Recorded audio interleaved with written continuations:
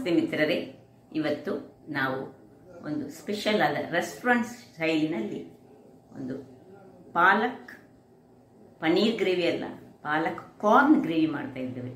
ಬಹಳ ಟೇಸ್ಟಿಯಾಗಿ ಬರ್ತದೆ. ಯಾವುದೇ ಒಂದು ದೋಸೆ ಆಗಲಿ ಅಥವಾ ಇಡ್ಲಿ ಆಗಲಿ ಅಥವಾ ಪುಂಡಿ ಆಗಲಿ, ನಮ್ಮ ಕರಾವಳಿದ್ದು ಯಾವುದಕ್ಕೆ ಸೂಟ್ ಆಗುವಂತಹ ಅಥವಾ ಅನ್ನಕ್ಕೂ ಸ್ವಲ್ಪ ಸೈಡ್ ಡಿಶ್ ಆಗಿ ಇದನ್ನು ಯೂಸ್ ಮಾಡ್ಬೋದು.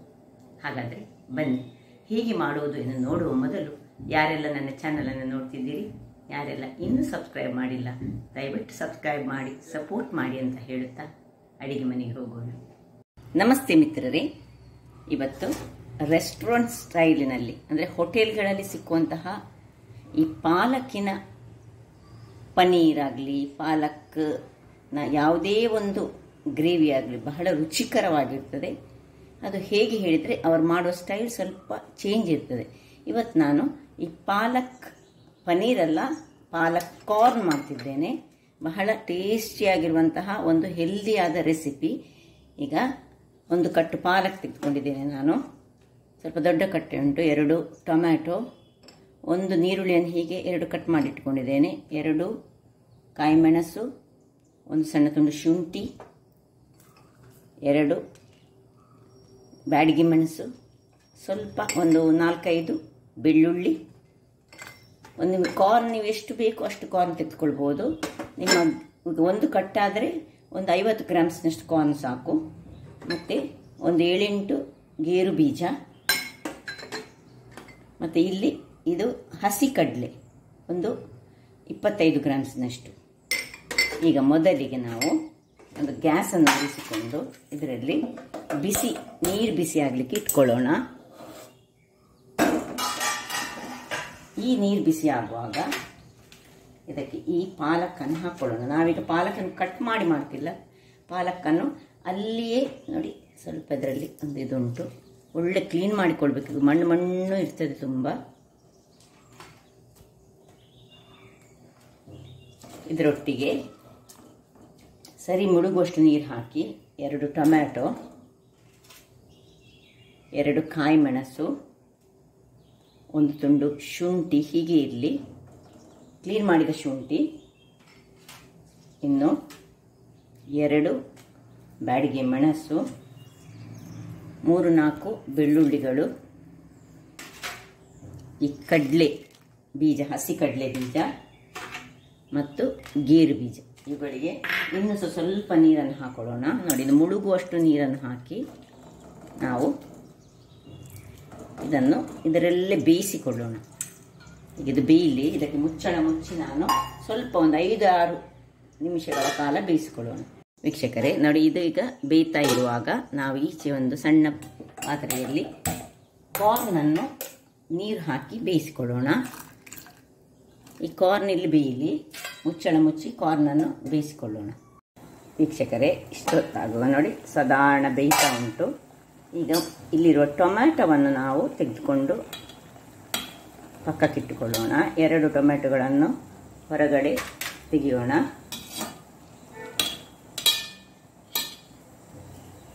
ಟೊಮೆಟೊ ತೆಗೆದ ಮೇಲೆ ಈ ನೀರುಳ್ಳಿಯನ್ನು ಇದರಲ್ಲಿ ಹಾಕೊಳ್ಳೋಣ. 1 ನಿಮಿಷಕ್ಕೆ ಹಾಕ್ಕೊಂಡು 1 ನಿಮಿಷಗಳ ಕಾಲ ಸ್ವಲ್ಪ ನೀರುಳ್ಳಿ ಅದರಲ್ಲಿ ಬೆಂದರೆ ಸಾಕು. ಇಲ್ಲಿ ಕಾರ್ನ್ ನೋಡಿ, ಕಾರ್ನ್ ಸಹ ಬೇಯ್ತಾ ಉಂಟು. ಸಾಕು, ಕಾರ್ನ್ ಇಷ್ಟು ಬೆಂದರೆ ಸಾಕು. ಕಾರ್ನನ್ನು ಆಫ್ ಮಾಡಿಕೊಂಡು ನಾನು ಸ್ವಲ್ಪ ಮುಚ್ಚಿಟ್ಟುಕೊಳ್ತೇನೆ. ಆ ಮುಚ್ಚಿಟ್ಟು ಅದರ ಹಬೆಯಲ್ಲಿ ಅದು ಬೆಂದುಕೊಳ್ಳಿ. ಸಾಕು, 1 ನಿಮಿಷಗಳ ಕಾಲ ನೀರುಳ್ಳಿಯನ್ನು ಹಾಕಿದ ಮೇಲೆ ಇದನ್ನು ಆಫ್ ಮಾಡಿಕೊಳ್ಳೋಣ. ಆಫ್ ಮಾಡಿಕೊಂಡು ಎಲ್ಲ ಈ ವಸ್ತುಗಳನ್ನು ನಾವೀಗ ನೀರಿನಿಂದ ತೆಗೆದುಕೊಳ್ಳೋಣ. ನೋಡಿ, ಇದನ್ನು ಒಂದು ಪಾತ್ರೆಯಿಂದ ಶಿಫ್ಟ್ ಮಾಡಿಕೊಳ್ಳೋಣ. ಸ್ವಲ್ಪ ಇನ್ನು ತಣ್ಣಗಾಗಬೇಕು ಇದೆಲ್ಲ ವಸ್ತುಗಳು. ಆಮೇಲೆ ಇದನ್ನು ಗ್ರೈಂಡ್ ಮಾಡಲಿಕ್ಕೆ ಉಂಟು.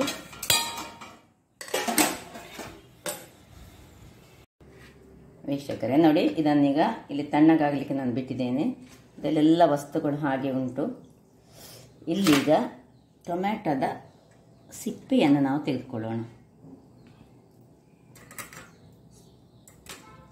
ಟೊಮ್ಯಾಟೊದ ಸಿಪ್ಪೆ ನಮಗೆ ಬೇಡ. 2 ಟೊಮೆಟೊಗಳ ಸಿಪ್ಪೆಯನ್ನು ತೆಗೆದುಕೊಂಡು ನಾನು ಇಡುತ್ತೇನೆ. ಈಗ ವೀಕ್ಷಕರೇ ನೋಡಿ, ಇದು ಒಳ್ಳೆ ತಣ್ಣಗಾಗಿದೆ. ಈಗ ನಾನು ಒಂದು ತಟ್ಟೆಯಲ್ಲಿ ನೋಡಿ ಅದಕ್ಕೆ ಸ್ವಲ್ಪ ನೀರನ್ನು ಹಾಕ್ಕೊಂಡು ಇಲ್ಲಿ 1 ಚಮಚದಷ್ಟು ಮೆಣಸಿನ ಪುಡಿ, ಅರ್ಧ ಚಮಚದಷ್ಟು ಗರಂ ಮಸಾಲೆ ಪುಡಿ ಮತ್ತು ಜೀರಿಗೆ ಪುಡಿ ಅರ್ಧ ಚಮಚದಷ್ಟು, 1 ಚಮಚದಷ್ಟು ಕೊತ್ತಂಬರಿ ಪುಡಿ ಮತ್ತು ನಿಮ್ಮ ಹತ್ರ ಚಾಟ್ ಮಸಾಲೆ ಇದ್ದರೆ ಚಾಟ್ ಮಸಾಲ ಹಾಕಿ. ಸಪೋಸ್ ಚಾಟ್ ಮಸಾಲೆ ಎಲ್ಲರೂ ತಿಳಿಯೋದಿಲ್ಲ, ಅದಕ್ಕೆ ನಾನೀಗ ಗ್ರೈಂಡ್ ಮಾಡುವಾಗ ಈ ಒಂದು ಸಣ್ಣ ತುಂಡು ಹುಳಿಯನ್ನು ಯೂಸ್ ಮಾಡ್ತಿದ್ದೇನೆ. ಚಾಟ್ ಮಸಾಲ ಇದ್ದರೆ ಹುಳಿಯನ್ನು ಯೂಸ್ ಮಾಡೋ ಅವಶ್ಯಕತೆ ಇಲ್ಲ. ಈಗ ಇದನ್ನೆಲ್ಲ ನಾವು ಒಂದು ಸ್ವಲ್ಪ ನೀರಿನಲ್ಲಿ ಹಾಕಿ ಇದನ್ನೊಂದು ಸಣ್ಣ ಸ್ವಲ್ಪ ಇದರದ್ದು ನೀರಿನ ಅಂಶ ಮಾಡಿಕೊಳ್ಳೋಣ. ಒಂದು ಸ್ಲರಿಯ ಟೈಪಲ್ಲಿ ಮಾಡಿಕೊಳ್ತಿದ್ದೇನೆ ನಾನು. ಇದನ್ನು ಕಲಡಿಸಿಕೊಡ್ತೇನೆ ಎಲ್ಲವನ್ನು ಒಟ್ಟಿಗೆ ಹಾಕಿ.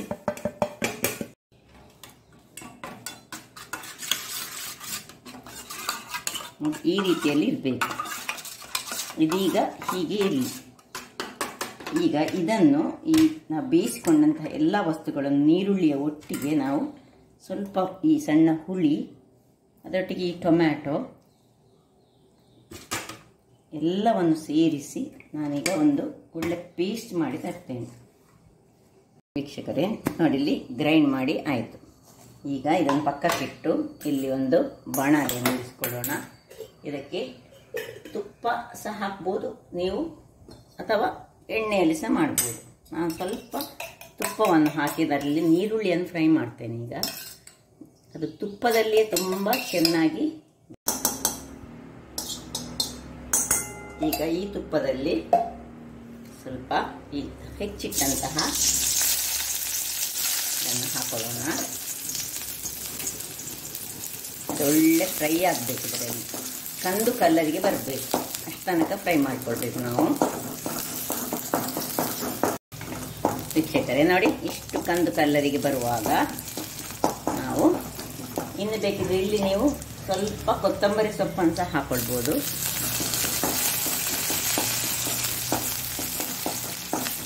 ನೋಡಿ, ಇದರ ಮೊದಲು ಈ ಮಸಾಲೆ ನಾವು ಮಾಡಿಟ್ಟಂತಹ ಈ ಮಸಾಲೆಯನ್ನು ಸ್ವಲ್ಪ ಇದರಲ್ಲಿ ಹಾಕೊಳ್ಳೋಣ. ಎಲ್ಲ ಮಸಾಲೆಗಳನ್ನು ಸೇರಿಸಿ ಒಂದು ಟೈಪ್ ಆಫ್ ಸ್ಲರಿ ಟೈಪಿನಲ್ಲಿ ಮಾಡಿದ್ದೇವಲ್ಲ, ಇದನ್ನು ಸ್ವಲ್ಪ ಇದರಲ್ಲಿ ಒಳ್ಳೆ ಇದು ಫ್ರೈ ಆಗಬೇಕು. ತುಪ್ಪದಲ್ಲಿ ಫ್ರೈ ಆದರೆ ಬಹಳ ಒಳ್ಳೆಯದು.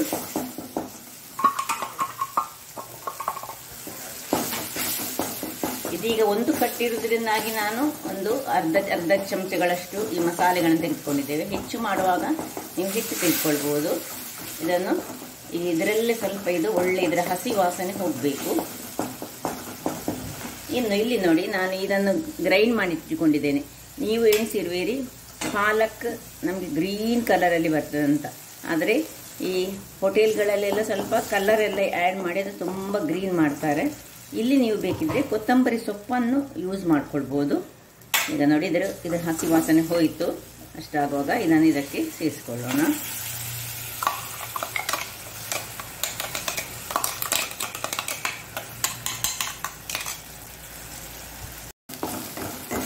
ನೋಡಿ, ಇನ್ನು ಇದರಲ್ಲಿ ಇದು ಒಳ್ಳೆ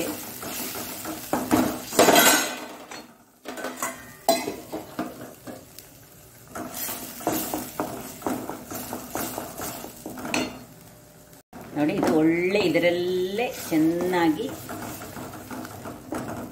ಅದರ ಹಸಿ ವಾಸನೆ ಹೋಗೋ ತನಕ ಫ್ರೈ ಮಾಡಿಕೊಳ್ಬೇಕು. ಹಸಿ ವಾಸನೆ ಹೋದ ಮೇಲೆ ಸ್ವಲ್ಪ ನಾವು ಇದಕ್ಕೆ ಈ ಮಿಕ್ಸಿ ತೊಳೆದ ನೀರನ್ನು ಹಾಕೊಳ್ಳೋಣ.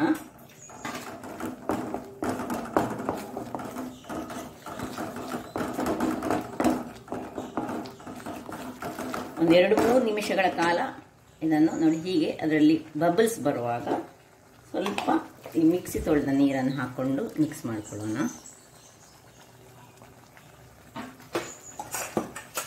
ಮತ್ತು ಈ ಸ್ಲರಿ ಮಾಡಿಕೊಂಡ ನೀರು ಎಲ್ಲವನ್ನು ಸಹ ಇನ್ನು ಒಳ್ಳೆ ಇದಕ್ಕೆ ಸ್ವಲ್ಪ ಉಪ್ಪನ್ನು ಹಾಕೊಳ್ಳೋಣ. ನೋಡಿ, ರುಚಿಗೆ ತಕ್ಕಷ್ಟು ಉಪ್ಪು ಹಾಕಿ ಇದು ಒಂದು ಕುದಿ ಬರುವಾಗ ಇಲ್ಲಿ ನೋಡಿ, ನಾನು ಇದು ಬೇಯಿಸುವಾಗ ಇದಕ್ಕೆ ಸ್ವಲ್ಪ ಉಪ್ಪನ್ನು ಹಾಕೊಂಡಿದ್ದೇನೆ. ನನಗೆ ಹೇಳಲಿಕ್ಕೆ ಆಗ ಮರ್ತೋಯ್ತು. ಈಗ ಇದನ್ನು ಇದಕ್ಕೆ ಸೇರಿಸಿಕೊಳ್ಳೋಣ. ಕಾರ್ನನ್ನು ಈ ಕಾರ್ನ ಬದಲು ನೀವು ಪನ್ನೀರನ್ನು ಯೂಸ್ ಮಾಡ್ಬೋದು ಇದಕ್ಕೆ, ಈ ಒಂದು ಗ್ರೇವಿಗೆ. ಅಥವಾ ಮಶ್ರೂಮ್ ಸಹ ಯೂಸ್ ಮಾಡ್ಬೋದು. ಯಾವುದು ಇದಕ್ಕೆ ಸೂಟ್ ಆಗ್ತದೆ. ಅಥವಾ ಏನಿಲ್ಲದೆ ಪೊಟ್ಯಾಟೊವನ್ನು ನೀವು ಬೇಯಿಸಿ ಸಣ್ಣ ಸಣ್ಣ ತುಂಡುಗಳಾಗಿ ಮಾಡಿ ಅದನ್ನು ಸಹ ಹಾಕ್ಕೊಳ್ಬೋದು. ಅಥವಾ ನಾನ್ ವೆಜಿಟೇರಿಯನ್ಸ್ ಆದರೆ ಇದರಲ್ಲಿ ಚಿಕನನ್ನು ಸಹ ಬೇಯಿಸಿ ಹಾಕಿದರೆ ಸಹ ಇದೊಂದು ಒಳ್ಳೆಯ ಗ್ರೇವಿ ಆಗ್ತದೆ. ಈಗ ಸ್ವಲ್ಪ ಮುಚ್ಚಿಟ್ಟುಕೊಂಡು ನಾವು ಇದನ್ನು ಒಂದು 10 ನಿಮಿಷಗಳ ಕಾಲ ಸಣ್ಣದೇ ಉರಿಯಲ್ಲಿ ಬೇಯಿಸಿಕೊಳ್ಳೋದು. ವೀಕ್ಷಕರೇ, ಇಲ್ಲಿ ನೋಡಿ ಆಯ್ತು. ಇದು ಈಗ ಇನ್ನು ಇದರ ಮೇಲೆ ಸ್ವಲ್ಪ ಕೊತ್ತಂಬರಿ ಸೊಪ್ಪನ್ನು ಉದುರಿಸ್ಕೊಳ್ಳೋಣ. ಆಫ್ ಮಾಡ್ಕೊಳ್ತಿದ್ದೇನೆ. ಇನ್ನು ಸರ್ವಿಂಗ್ ಟೈಮ್. ವೀಕ್ಷಕರೇ, ಸರ್ವಿಂಗ್ ಟೈಮ್ ನೋಡಿ ಏನು ಚೆನ್ನಾಗಿ ಬಂದಿದೆ. ನಾನಿವತ್ತು ನಾನು ಕರಾವಳಿ ಶೈಲಿಯ ಪುಂಡಿಯನ್ನು ತಯಾರಿಸಿದ್ದೇನೆ. ಅದರಲ್ಲಿ ನಾನು ತಿನ್ನಲಿಕ್ಕೋಸ್ಕರ ಇದನ್ನು ನಾನು ಮಾಡಿದ್ದು. ಬಹಳ ರುಚಿಕರ ಪ್ಲಸ್ ಆರೋಗ್ಯದಾಯಕ. ಎಷ್ಟು ಟೇಸ್ಟಾಗಿ ಬರ್ತದೆ ಹೇಳಿದರೆ, ಪುಂಡಿಗೆ ನಾನ್ ವೆಜಿಟೇರಿಯನ್ ಕರಿಗಳಾದ ಚಿಕನ್ ರಸ ಅದೆಲ್ಲ ತುಂಬ ಒಳ್ಳೆಯದಾಗ್ತದೆ, ಮೀನು ಒಳ್ಳೆಯದಾಗ್ತದೆ, ಬೂತಾಯಿ ಪುಳಿ ಮುಂಚಿ, ಬಂಗುಳಿ ಪುಳಿ ಮುಂಚಿ ಯಾವುದು ಒಳ್ಳೆಯದಾಗ್ತದೆ. ಬಟ್ ಇವತ್ತು ನಾನು ನೋಡಿ ಈ ಒಂದು ಪುಂಡಿಯನ್ನು ತಯಾರಿಸಿದ್ದೇನೆ. ಪುಂಡಿಯ ಒಟ್ಟಿಗೆ ನಾನು ಇದನ್ನು ಸರ್ವ್ ಮಾಡ್ತಿದ್ದೇನೆ. ನೋಡಿ ಹೇಗೆ ಒಂದು ರುಚಿಕರವಾದ ಪಾಲಕ್ ಸೊಪ್ಪಿನಿಂದ ಮಾಡಿದಂತಹ ಒಂದು ಗ್ರೇವಿ. ಹಾಗಾದರೆ ನನ್ನ ಈ ಕುಕಿಂಗ್ ಚಾನಲ್ ನಿಮಗೆ ಇಷ್ಟ ಆದರೆ ಬೋಳೂರು ಸುವರ್ಣ ಚಾನಲನ್ನು ಲೈಕ್ ಮಾಡಿ, ಶೇರ್ ಮಾಡಿ ಹಾಗೂ ಸಬ್ಸ್ಕ್ರೈಬ್ ಮಾಡಿ. ಹಾಗೂ ನನ್ನ ಇನ್ಸ್ಟಾಗ್ರಾಮ್ ಪೇಜನ್ನು ಫಾಲೋ ಮಾಡಿ. ಧನ್ಯವಾದಗಳು.